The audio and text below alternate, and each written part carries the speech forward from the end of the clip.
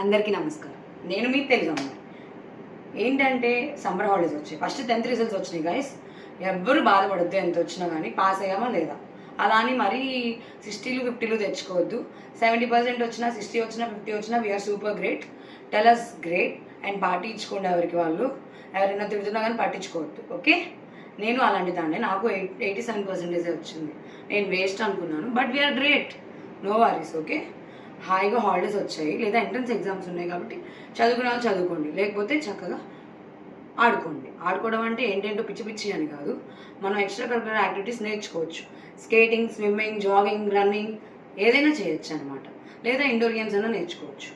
So నేనైతే ఈసారి ఇంకొంచెం ఎడిటర్ వర్క్ చేసి పిల్లలకి చదువు కానీ హ్యాపీనెస్ కానీ స్ప్రెడ్ చేద్దాం అనుకుంటున్నాను through my short videos from morning and evening. Morning ఒక